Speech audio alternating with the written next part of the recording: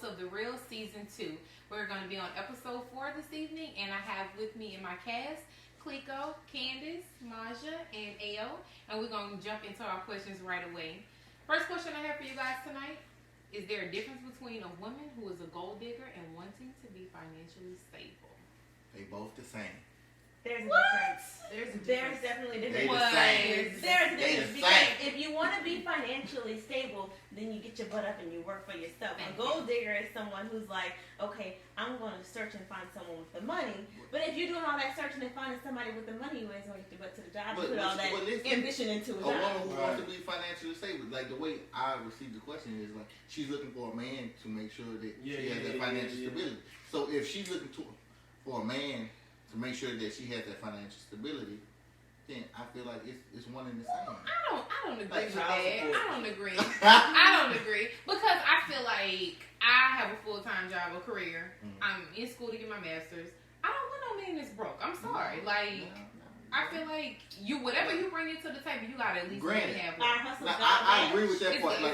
Now, granted, the hustle's gotta match. Everybody gotta bring something to the table. What if his hustle don't pay as much as yours?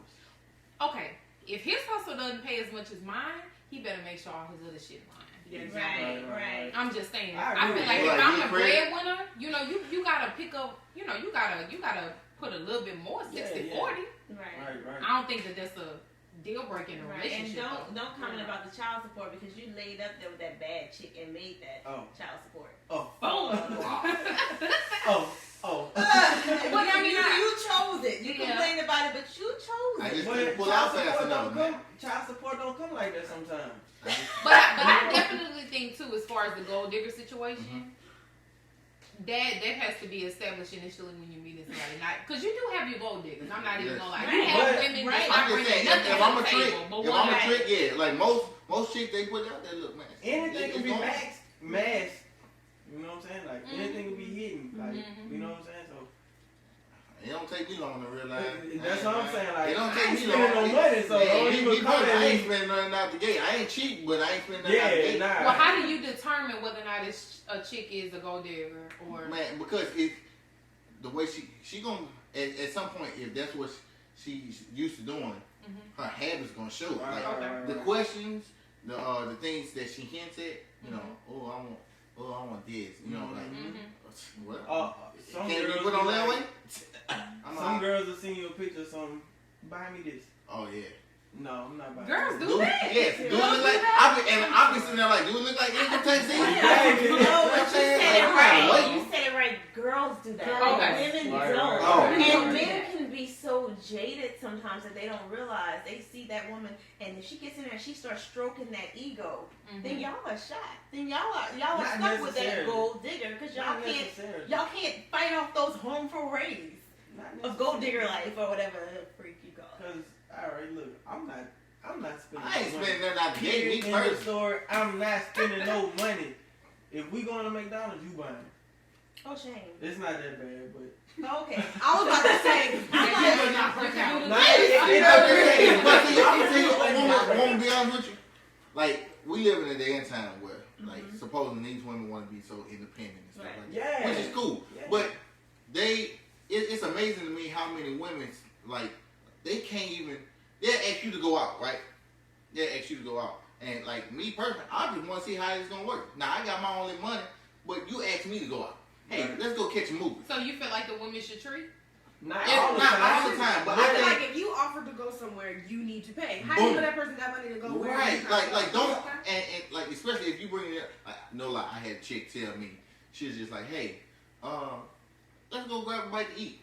I'm like, shit, cool. I say, shit, just to test the situation. I'm like, shit, I'm kind of low on change. She was just like, okay, well, I'm gonna call you back.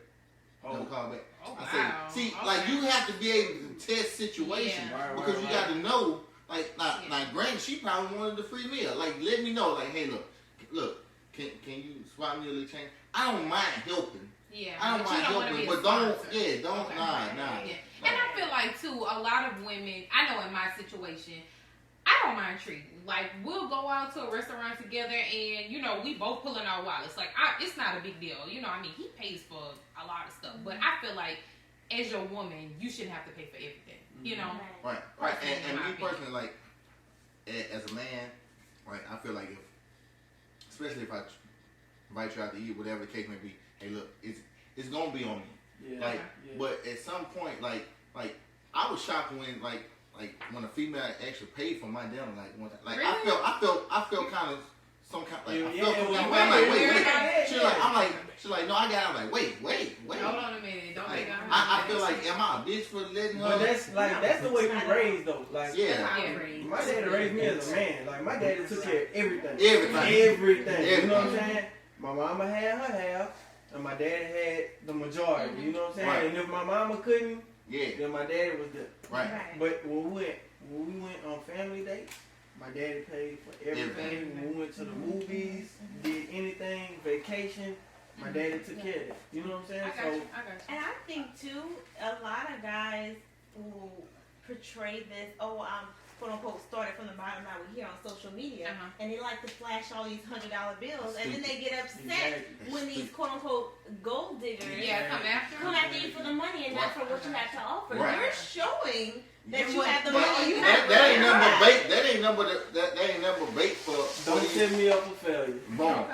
I got another question for you guys. We rewinded it. Yeah. Do you feel like you can have a genuine friendship with someone from the opposite sex while in a relationship with somebody else? Yes. You can. can. How does that You work? can, but you have to. Like, this is something that has to be established out the gate. Like, Straight up. it has to be, and it has to, and a lot of stuff, at the end of the day, it has to be shown through action.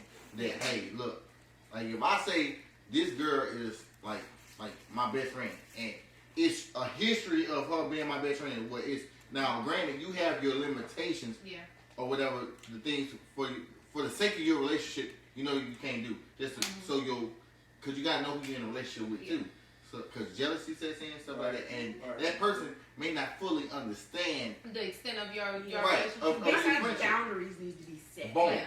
And I feel like boundaries need to be set throughout you guys' relationship, because I know personally I have male friends, but I have a boyfriend. So I feel like, this guy that I've been friends with for years, he may have been attracted to me for the last 7 years. Right. But at that particular point, he always knows. He respected it. He respects the fact. You show respect to your man. Exactly. Right. I agree. And you should respect my relationship just how it is. Right. No matter how much you like me. Exactly. Yeah. You should know your boundaries. Hey, You know, look. I put you in your place. You are my friend. Right. And that's what we will always do. And every now and again, like, hypothetically, and push come to shove, you may have to do that in front of your significant other, just to show. Just to make that because show. that needs to happen. Because for the sake of your relationship, because the last thing you want to do is have to answer questions on why.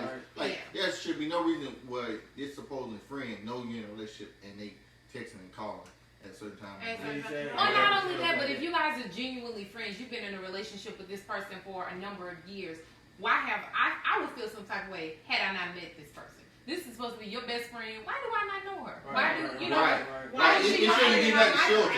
Exactly. It shouldn't be nothing sheltered. Exactly. It shouldn't be sheltered. If we friends like I say, we claim we are. like if I say this my homegirl, this like a sister to me, I should be able to introduce you genuinely and say, look, this my sister. That's what I'm saying. I feel like you should be able to come over for dinner. It should be, not an issue. And you know that there is nothing wrong with that. Like, exactly. And so, like, it has to be established in the beginning. Exactly. And boundaries, and then trust needs to follow those boundaries. Correct. That's a key thing. Yeah. And a lot of people use that whole, this is my brother, this is my sister, as so a man. Loosely. So you really have to be careful, because I can sit here and be like, oh, boo, that's my brother, and then 30 minutes later, I'm in the bed with him saying, I agree. But let's just keep it like it is. Don't tell my man. Yeah. You gotta have that trust. You gotta have that trust. I can't stress that enough. If you don't discipline. have that trust, you don't have Discipline. relationship. Even if you know yourself, you have to be disciplined in the eye. Because if that's gonna be your sister, okay. That That's better my be sister. your You know what I'm Right. saying? And it's your friend. It really ain't your blood sister. Right. So let's Like, get that. this is Temptation a does great take friend over. of mine that and like at the end of the day, like, we call each other brother and sister, but at the end of the day, like you said, it's the friendship. So Exactly. if it's a genuine friendship, like you say it is, there shouldn't be anything other than hey, we hold conversation. I'm there for you when you need me. I'm there. You there for me. Point blank. Yeah. So other than that, the whole we going with each other and all that there just to keep man. Nah, hell no. Yeah. But always keep your eyes open because you never know when those feelings can form from brother to sister to lover to whatever. And it may always be there. And it usually is the brother or the sister that gets in the mix with somebody's relationship. Exactly. Don't let because they're always around what you have. Right. I agree with you guys. Well, you guys definitely gave us some great opinions on this one, but we're gonna go ahead and wrap up our episode 4 on here. My name is Shayla. I am the host.